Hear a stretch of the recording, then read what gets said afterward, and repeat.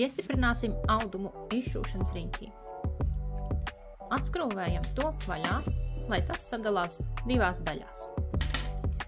Mazāko apli, kas ir iekšējais, paliekam apakšā.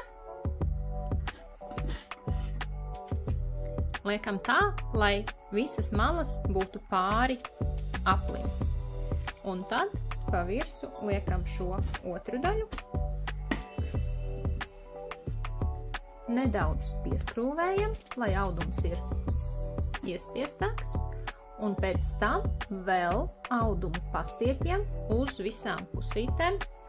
Jo vairāk audums būs nostiepts, jo vieglāks būs izšūšanas process. Un pēc tam atkal pieskrūvējam vēl stingrāk, cik stingri varam.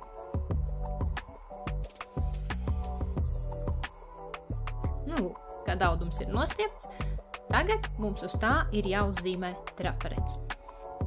Trafaretu nozīmēšanai iesaku trafaretu uz mirkli pielīmēt pie loga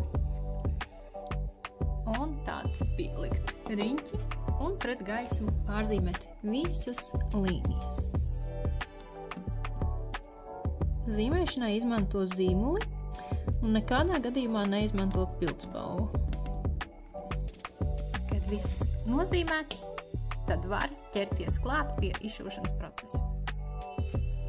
Šādi izskatās panča nīdlinga izšūšanas adata, un, lai to ievērtu, ir vajadzīga šāda drātiņa. Sākam ar to, ka tievo drāti virzam cauri, līdz tā otrā galā šeit iznāk ārā. Šeit varam cauri dziju. Lūk šādi. Un tad velkam cauri. Līdz izvelkam otrā pusē ārā. Tas ir pirmais solis. Izšūšanas adatai šeit ir tāds caurumiņš, un, lai darbs izdotos, dzijai ir jābūt izvērtai cauri šim caurumam. Tad varam atkal ievērēju šeit.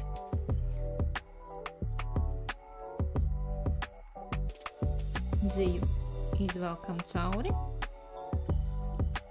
Un tad ar ievērēju velkam šādi. Un šādi ir ievērta adata.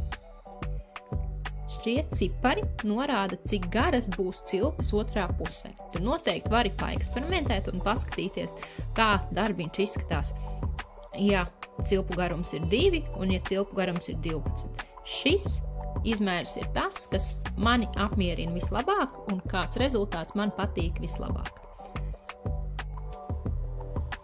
Nākamais posms ir pati izšūšana. Tātad ļoti svarīgs ir virziens, kādā tiek turēta adata. Tātad šī daļa vienmēr ir pavērsta tajā virzienā, kurā tu plāno izšūt.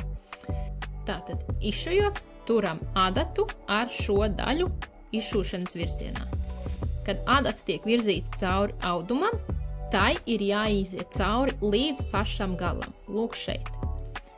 Nākamais posms ir celt adatu uz augšu, taču tikai tik daudz, lai izņemtu no auduma. Un uzreiz blakus ir jāizšuj nākamais. Ja liekas, ka adata neiet pietiekami viegli cauri, iesaku to nedaudz šādi pagrozīt, un viņa ieies caur auduma šķiedrām. Un katru reizi ir svarīgi atcerēties to iedurt līdz galam. Pievērs uzmanību arī, lai izšūšanas laikā šeit dzija vienmēr būtu brīvi pieejama, tā nekur nebūtu iesprūdusi vai nospiest. Tādā gadījumā cilpas neveidosies. Izšūšanu iesaku ar kontūru izveidošanu zīmējumam apkārt, kā arī mazo detaļu izšūšanu. Lielākos laukumus atstāja izšūšanai pēdējos. Kad būs iemanījies izšūšanas procesā, tad to varēs darīt arvien straujāk. Tad paskatīsimies, kas notiek otrā pusē.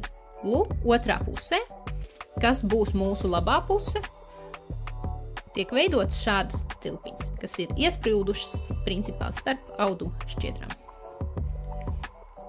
Un šādā veidā visu darbiņu turpinam.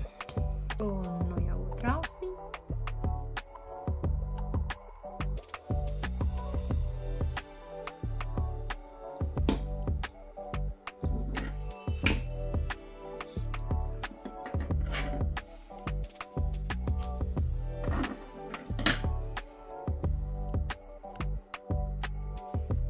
Var redzēt, ka mazās detaļas nav tik formīgas, ļoti iespējams šeit vajadzēja izvēlēties izšūt divās līnijās kontūriņas, bet kopā izskatās pēc lapsiņas.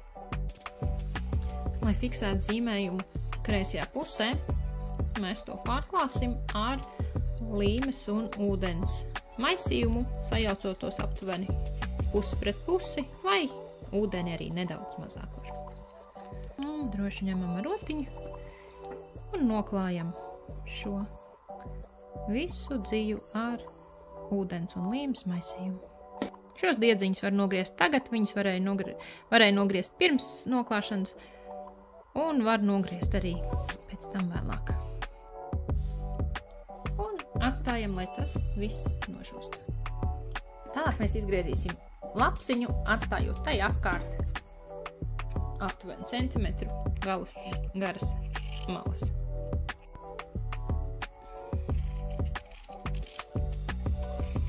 Tagad tik pa gabaliņām uztais šādus iegriezumus, jo tas, ko mēs darīsim pēc tam, ir, mēs viņus šādi līmēsim klāt ar karstu līmi.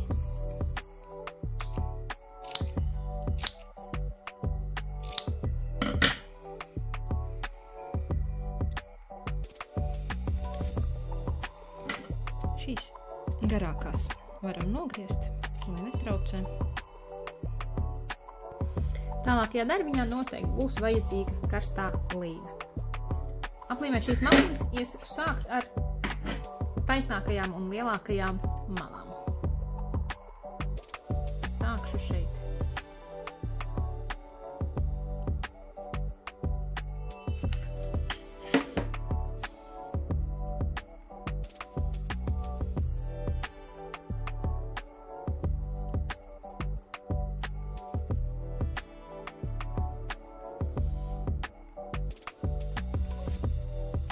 Visvieglāk šis darbiņš ir izdarāms tad, ja darbs ir apļa veida formā, nevis kādas papildus formas.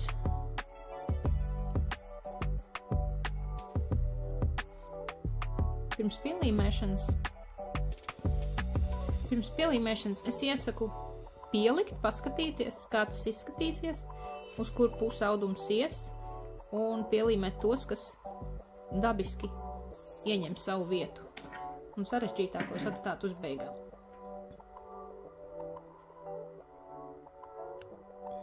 Un lūk, tik tālu mums lapsiņa ir gatava. Tagad sagatavosim karabīni, tai cauri izvērsim lenti.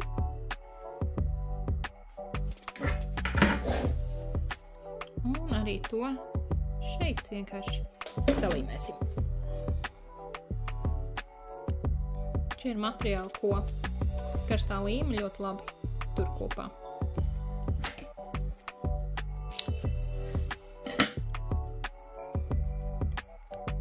Jābūt apmēram 3 cm garam, un tālāk mēs viņu pielīmēsim šeit.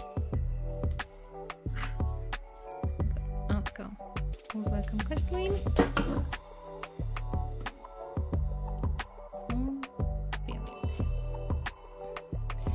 Lai paslēptu šo aizmugurējo pusi, ir nepieciešams filts.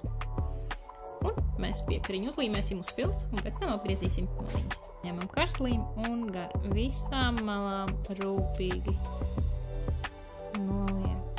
noklājam ar karstlīmi. Un tiklīdz tas ir izdarīts, liekam un piespiežam. Tālāk apgriezīsim filcu. Sākumā varam nogriezt lielu malu, lai netraucē, un tad skaisti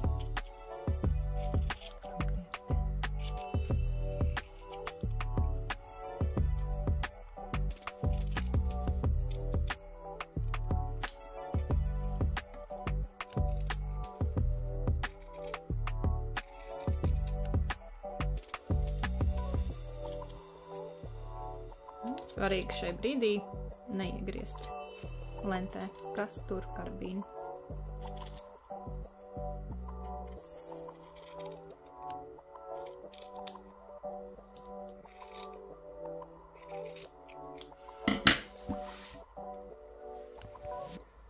Lūk, lapsiņa no priekšas un lapsiņa no aizmugures. Iekariņš gatavs.